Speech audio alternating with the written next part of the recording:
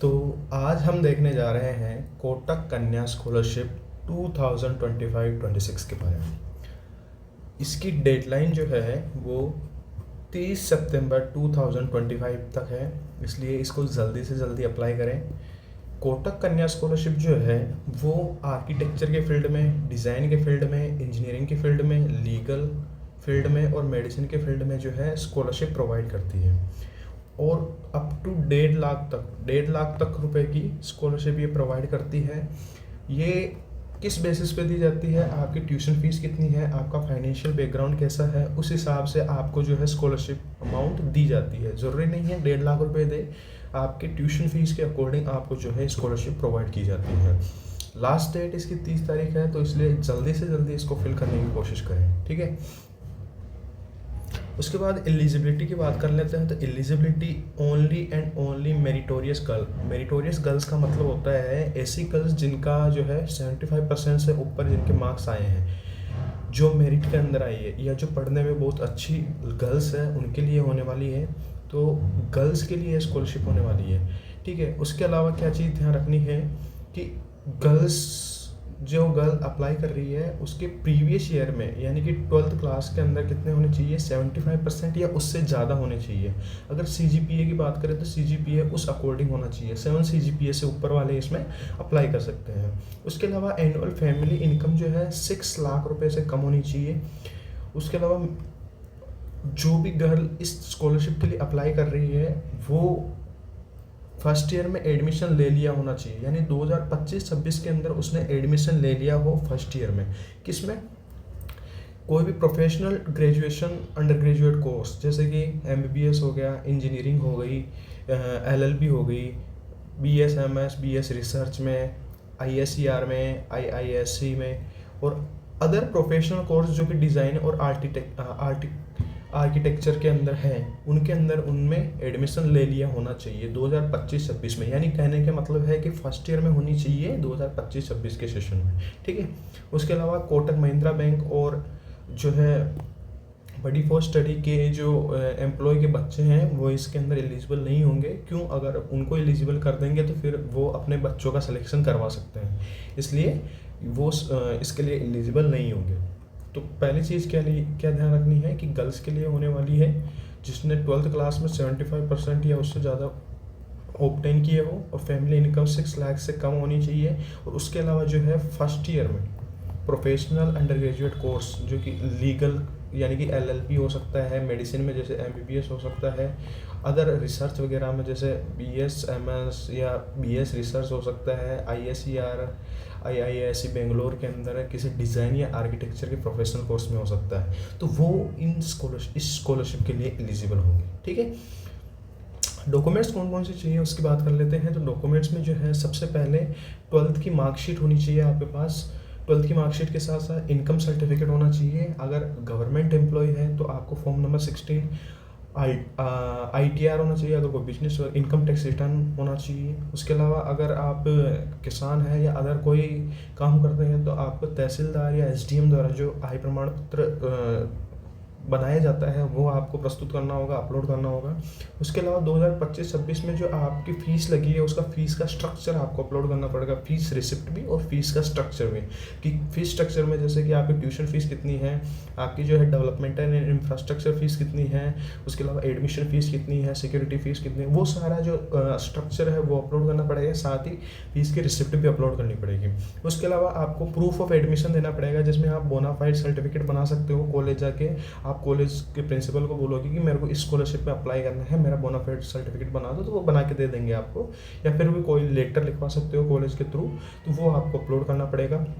उसके अलावा आपको 2025-26 में एक प्रोफेशनल अंडर ग्रेजुएट सीट मिली है, उसका भी आपको जो है अलॉटमेंट लेटर आपको प्रस्तुत करना होगा, आपको अपलोड करना होगा। उसके अलावा आपने उस सीट के लिए, जैसे MBBS के लिए नीट का एग्ज़ाम होता है, तो उसका स्कोर कार्ड, नीट का स्कोर कार्ड यानी कि जो भी एंट्रेंस एग्जामिनेशन होता है उसका स्कोर कार्ड अपलोड करना पड़ेगा। जैसे आप मेडिसिन में जैसे MBBS है तो नीट का स्कोर कार्ड, जैसे अलग अलग LLB में अलग होता है, उसके डिज़ाइन या आर्किटेक्चर के अंदर जो एंट्रेंस एग्जाम होता है उसका स्कोर कार्ड आपको अपलोड करना पड़ेगा। उसके अलावा आधार कार्ड के आगे और पीछे की फ़ोटो अपलोड करनी है। बैंक पासबुक की फ़ोटो अपलोड होगी जिसमें आपकी कैंडिडेट की फ़ोटो होनी चाहिए, बैंक का नाम क्रिस्टल क्लियर होना चाहिए, IFSC कोड क्रिस्टल क्लियर हो, अकाउंट नंबर और ब्रांच का नेम उसमें मेंशन्ड होना चाहिए। उसके अलावा पासपोर्ट साइज़ की फ़ोटो आपको अपलोड करनी है। उसके अलावा आपको अगर कोई डिसेबिलिटी है, यानी कि स्पीच हियरिंग डिसेबिलिटी या लोकोमोटर डिसऑर्डर है, तो आपको उसका सर्टिफिकेट होगा तो वो सर्टिफिकेट अपलोड कर सकते हैं, तो आपकी एलिजिबिलिटी जो है ज़्यादा हो जाती है। उसके अलावा कोई सिंगल पेरेंट है या फिर कोई अनाथ बच्चे हैं तो उसको जस्टिफाई करने के लिए आपको जो है death certificate of the parent, या मदर या फादर नहीं है तो उसका डेथ सर्टिफिकेट भी आपको अपलोड करना पड़ेगा, ठीक है। उसके अलावा फोटोग्राफ ऑफ द हाउस की यानी घर की फ़ोटो आपको अपलोड करनी है। घर की 1-2 फ़ोटो ले, उसमें आपके मम्मी पापा या भाई बहन को आप जो है परिवार के सारे मेंबर को सामने खड़ा कर दें, उनकी एक फ़ोटो ले लें और वो फ़ोटो आपको क्या करनी पड़ेगी, अपलोड करनी पड़ेगी। तो ये डॉक्यूमेंट्स आपको सारे रेडी रखना है इस स्कॉलरशिप का फॉर्म भरते टाइम। कैसे भरना है फॉर्म, मैं सारा डिटेल जो है आपको नेक्स्ट वीडियो में बताऊंगा कि किस तरह से आपको फॉर्म भरना है, किस तरह के डॉक्यूमेंट्स आपके पास होने चाहिए।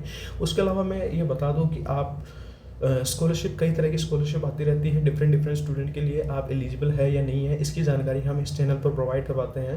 तो आप इस चैनल को सब्सक्राइब कर लीजिए ताकि आपकी कोई भी स्कॉलरशिप आपकी ना छूटे, आप उसमें अप्लाई कर पाए। और उसके अलावा आप इसको लाइक करें और अपने कॉलेज के ग्रुप में या स्कूल चिल्ड्रन हो तो उसके ग्रुप में शेयर करें। इससे जो है आपको बहुत अच्छा बेनिफिट होगा, आप किसी भी स्कॉलरशिप से नहीं चूकेंगे। उसके अलावा इसमें ये कहा गया है इसके नोटिफिकेशन में कि 1.5 लाख रुपए की स्कॉलरशिप होती है ना, वो आपको हर साल दी जाएगी। हर साल यानी कि अगर आपका कोर्स 5 ईयर का है तो आपको first year, second year, third year, fourth year, fifth year तक दी जाएगी। वैसे 4 साल का कोर्स है तो 4 साल तक आपको हर साल जो है स्कॉलरशिप दी जाएगी और हर साल इसका रिन्यूअल होगा और हर साल आपको जो है इसकी स्कॉलरशिप दी जाएगी, ठीक है। उसके बाद में इस स्कॉलरशिप का उपयोग आप ट्यूशन फीस के लिए, हॉस्टल फीस के लिए, internet, transportation, laptop, book and stationery के लिए कर सकते हैं, किसी भी चीज़ के लिए कर सकते हैं। इसलिए आप कभी भी फीस की रिसिप्ट को अपलोड करें ना, तो फीस की रिसिप्ट के साथ साथ आप हॉस्टल की फ़ीस की रिसिप्ट को भी अपलोड कर दें।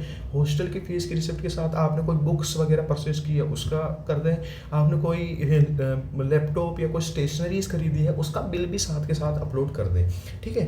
तो यहाँ पर फीस स्ट्रक्चर के साथ साथ आपको हॉस्टल की फ़ीस भी करनी है। एक तो ट्यूशन फीस रिसिप्ट है, उसके अलावा आपको कोई exam form receipt, exam form भरा है आपने, वो भी अपलोड कर दें। उसके अलावा आपने कोई स्टेशनरी खरीदी है या फिर आपने जो है लैपटॉप वगैरह लिया है तो वो सभी चीज़ों की फी जो है बिल आप अपलोड कर सकते हैं। जनरली ट्यूशन फीस अपलोड करते हैं बच्चे, पर साथ में साथ इनके ये सारे डॉक्यूमेंट्स भी आप उसको सिंगल PDF बना के अपलोड कर सकते हैं, ठीक है। उसके अलावा आपको जो है हर साल रिन्यूअल होगी, तो रिन्यूअल होगी जो उसका एलिजिबिलिटी क्राइटेरिया क्या होगा वो सब जो है कोटक एजुकेशन फाउंडेशन जो है वो आपको जो है समय समय पर वेबसाइट के थ्रू बताता रहेगा। उसके अलावा जो है सिलेक्शन किस बेसिस पे होगा कोटक कन्या स्कॉलरशिप के अंदर, उसका सिलेक्शन के 2 मेन बेसिक बेस है। पहला तो है एकेडमिक मेरिट यानी कि आप एजुकेशन के अंदर कितना अच्छे से परफॉर्म कर रहे हो उस एकेडमिक मेरिट के हिसाब से होगा। और दूसरा financial background of the applicant, यानी कि उस जो एप्लीकेंट है जिसने अप्लाई किया है स्कॉलरशिप का उसका फाइनेंशियल बैकग्राउंड क्या है। इन दोनों बेसिस के ऊपर क्या होगा सिलेक्शन की प्रोसेस एंड आगे फर्दर प्रोसेस होगी। अब सबसे पहले तो क्या होगा, मेरिट और फाइनेंशियल बैकग्राउंड के बेसिस पर शॉर्ट लिस्ट किए जाएंगे। उसके बाद क्या होगा, जो सेलेक्ट की जाएगी गर्ल्स उनका 2 राउंड में इंटरव्यू होगा और उन 2 राउंड में इंटरव्यू के बाद में उनका क्या होगा, फाइनल सिलेक्शन होगा। तो इस तरह से फाइनल सिलेक्शन होने के बाद में क्या होगा, आपको स्कॉलरशिप दी जाएगी और हर साल आपको रिन्यूअल करवाना पड़ेगा। और रिन्यूअल का क्या क्राइटेरिया रहेगा वो भी आपको वेबसाइट के थ्रू पता चलता रहेगा। रिन्यूअल के केस में आपको क्या ध्यान रखना है, रिन्यूअल के केस में ध्यान रखना है कि आपको उस कोर्स से ड्रॉप आउट नहीं लेना है। यानी कि फॉर एग्जांपल आप कोई भी प्रोफेशनल ग्रेजुएशन कोर्स कर रहे हो, आप उसका रेगुलर स्टूडेंट हो, कोई ड्रॉप आउट नहीं हो। ड्रॉप आउट का मतलब है कि आपने जो है फर्स्ट ईयर किया, सेकंड ईयर किया, थर्ड में ड्रॉप आउट कर दिया, तो फिर आपको सेकंड ईयर तक की मिलेगी, उसके बाद वाले आपको नहीं मिलेगी। आपको जो है स्कॉलरशिप उसके बाद एलिजिबल नहीं होंगे। आपको उस पूरे ग्रेजुएशन ड्यूरेशन के दौरान कोई भी डिसिप्लिनरी इशू नहीं होना चाहिए, आपके खिलाफ कोई भी डिसिप्लिनरी कमेटी नहीं बैठनी चाहिए, ठीक है। उसके बाद हर साल आपको है कम से कम 6 CGPA आपको मेंटेन करना पड़ेगा, ठीक है, नेक्स्ट एकेडमिक ईयर में, जिससे रिन्यूअल की प्रोसेस आपकी होगी। और रिन्यूअल की प्रोसेस आपको हर साल होगी, और कोटक एजुकेशन फाउंडेशन इसके बारे में आपको बताता रहेगा, ठीक है। उसके अलावा आपको स्कॉलरशिप किस माध्यम से दी जाएगी, तो आप अपना बैंक अकाउंट नंबर डालोगे तो वहाँ उस बैंक अकाउंट के अंदर आपको जो है स्कॉलरशिप दी जाएगी। अगर आप 18 साल से कम है तो 18 साल से कम है तो आप अपने पेरेंट्स का बैंक अकाउंट नंबर अपलोड कर सकते हो, उस पेरेंट्स के अकाउंट के अंदर आपकी जो है स्कॉलरशिप ट्रांसफ़र की जाएगी, ठीक है। उसके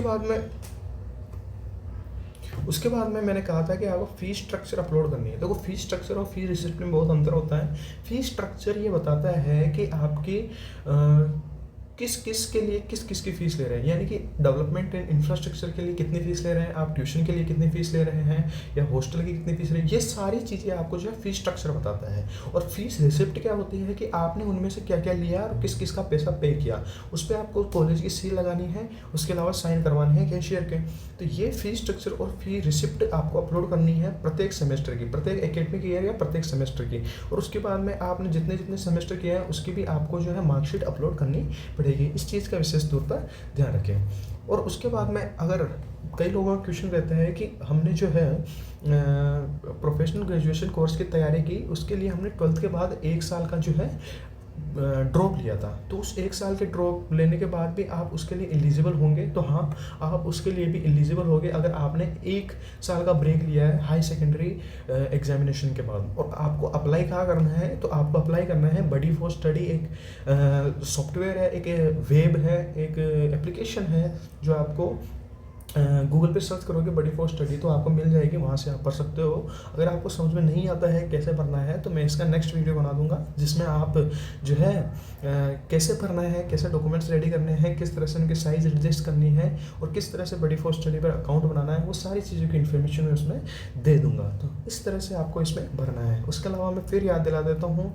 कई सारी स्कॉलरशिप आती है, तो उनकी स्कॉलरशिप की कंप्लीट डिटेल के लिए आप हमारे चैनल को सब्सक्राइब कर लें, ताकि कोई भी एक भी आपकी स्कॉलरशिप ना छूटे। केवल बडी फॉर स्टडी की नहीं, बहुत सारे ऐसे जो है गेटवे हैं जिसके थ्रू आप विभिन्न तरह की स्कॉलरशिप ले सकते हो। तो उन सबकी जो मैं डालता रहूँगा और कैसे फॉर्म भरना है वो भी डालता रहूँगा, आपसे मिस ना हो जाए ऐसा मौका, इसलिए आप इसको सब्सक्राइब कर लें चैनल को। उसके अलावा लाइक कर दें इस वीडियो को। उसके अलावा आप फैमिली मेम्बर या अपने फ्रेंड्स या उन कॉलेज के ग्रुप में आप इस वीडियो को शेयर कर सकते हैं, ताकि उनको भी फाइनेंशियल हेल्प मिल सके। Thank you.